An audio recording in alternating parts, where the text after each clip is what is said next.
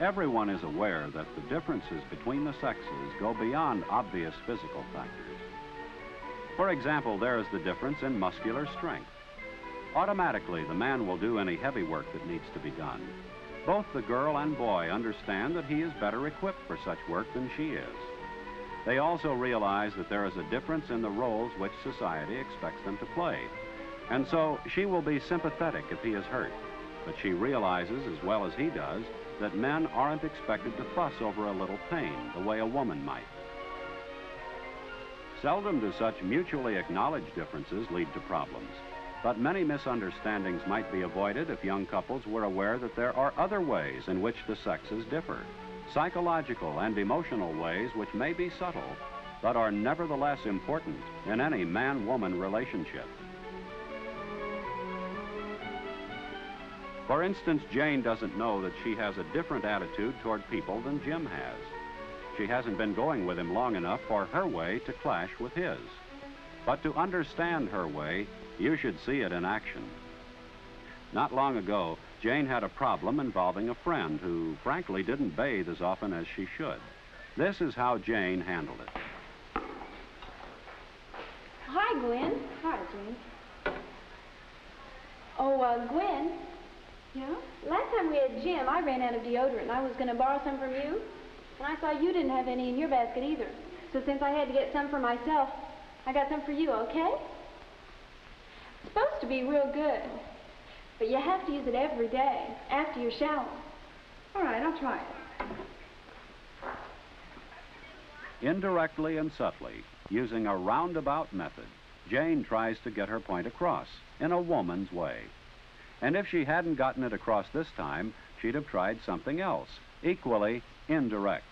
But the last method she would think of would be a direct or blunt way that might hurt Gwen's feelings. Now let's see how a similar problem might be handled by Jim. Yeah, if he thinks he's going to overlook the rule about taking a shower this time, the treatment. I'm for that. The air in this school's as much ours as it is his. He's polluting it, and that's going to come to a screeching halt. I have to sit beside him in history next hour. Hi, fellas. Well, it's time to take a shower.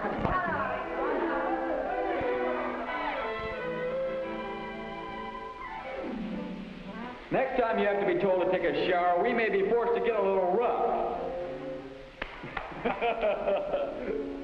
Direct action. That's the man's approach. The one Jim and other men understand. Even the fellow whose feelings are most directly involved. This to illustrate the bridge before a girl and boy really understand each other. And that difference lies in their temperaments. You ready for your surprise? Okay, dessert. First, shut your eyes.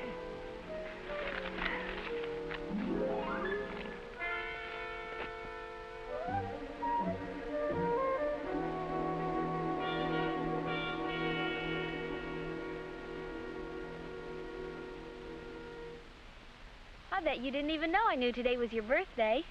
Gosh, no. Thanks.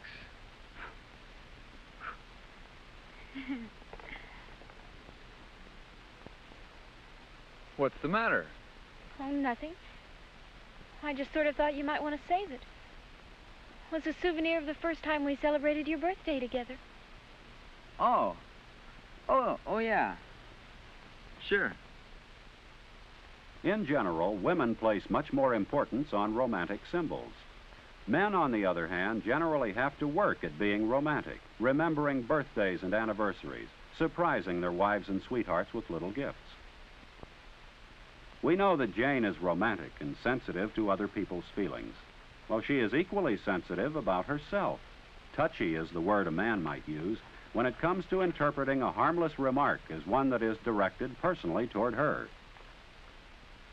Jane? What do you think of that new girl, Susan, what's her name? McCarty. I don't know. I don't know her very well yet. Why? Oh, I was just wondering if she was going to fit in, you know. Yeah. Yeah, I guess I do a little. She seems sort of standoffish. Except at the table. Wow, how she eats. Stuffing it in, smacking, making all kinds of noise. You'd think she'd know better. Okay, Gwen. Well, I can take a hint. By making noise eating, why don't you just say so?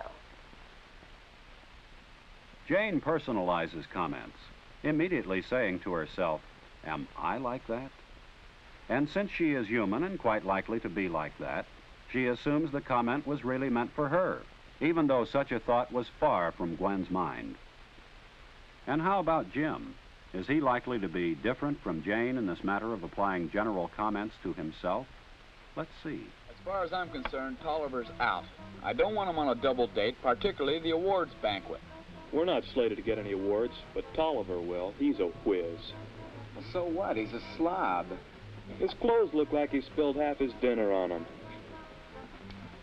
Just what I've been saying. Tolliver's out. Men usually do not take general comments personally. That's Tolliver to a T, Jim says, and it never occurs to him that general remarks may have been aimed at him. And of course they were not. When Jim, direct in dealing with others, is paired off with Jane with her typically female qualities of being indirect, romantic, and subjective, life may not always be the picnic it is at the moment. And that's why I have to be home by 6. Big family get-together. All the grandparents invited over. Boy, my mom's really making a big production out of my birthday. And I'd just as soon spend the evening with you. There'll be other evenings. Your mother will be disappointed if you're late. Why don't you come with me? We can call your mother from my house. But, Jim, I can't. I'm not dressed for a party. You look swell to me. Come on. But, Jim, I haven't been invited. What would your mother think? What do you mean you haven't been invited? I invited you.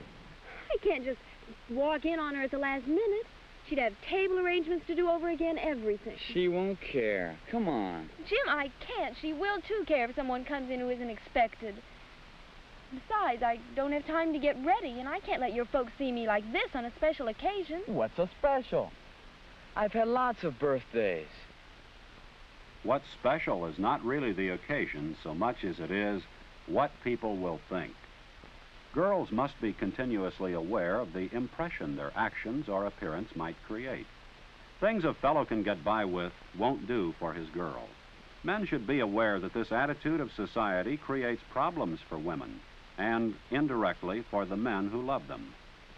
If we could go with Jane and Jim into the future, supposing that their attraction to each other develops into love and they are married, we could see how misunderstandings based on the differences between the sexes might affect them. Say, I saw Bill Noble as I was leaving the office. He wants to look at those plans I've been working on here at home. He and Lil are going out tonight, and he said they'd come by and get them. Oh, no. I've ironed all day. The house is a mess. Relax. They're only going to be here a minute. Relax? When you're always pulling some horrible surprise on me. Oh, Jim, why can't you give me enough notice to get ready when you invite people over? I didn't invite... Jim didn't invite them. But he or any man is inviting trouble when he ignores the importance to a woman of what people will think. To look at the other side of the coin, Jane is inviting unnecessary problems by ignoring some facts about men. From what you know of a man's reaction to the indirect approach, see if you think Jim is going to be able to fathom what Jane is driving at. Jim, dear, I noticed a new kind of electric shaver downtown. It's supposed to be twice as fast as using a razor. You could zip right over your beard before breakfast. Thought I might get you one. Oh, I wouldn't be interested, Jane. I want a close shave. I don't care how long it takes. But, Jim, honey, if it saved enough time so that you could shave before breakfast, wouldn't that... Coffee tastes bitter this morning. Besides, I've barely got time to shave. Oh, man. Well, does getting along with members of your own sex help you understand the opposite sex? Did experience with other fellows give Jim a hint that when a woman is just chattering, she may be trying to tell him something? Trying to say, "I wish you'd shave before breakfast"? Did getting along with other girls help Jane understand that when Jim pushed away the coffee, all he meant was, "I don't like the coffee," not, "I don't like you"?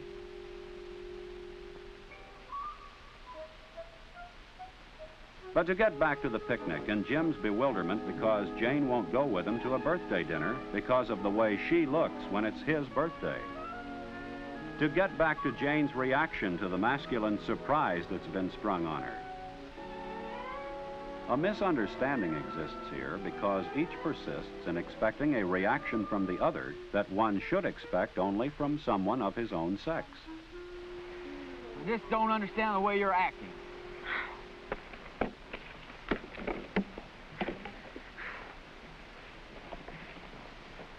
No use even talking to you.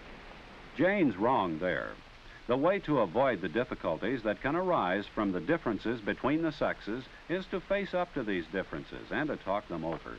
And as for other differences that may exist, well, you'll know that you've probably discovered one anytime you feel like saying to a boyfriend or girlfriend, Oh, women. Oh, men. Such exasperating moments usually come up because young people have never tried to face up to some of the psychological and emotional differences between the sexes. So what about you? What examples from your own experience illustrate other differences in masculine and feminine attitudes or behaviors? Now is the time to talk over these differences between the sexes, to begin to go your half of the way toward the difficult business of understanding someone different from yourself.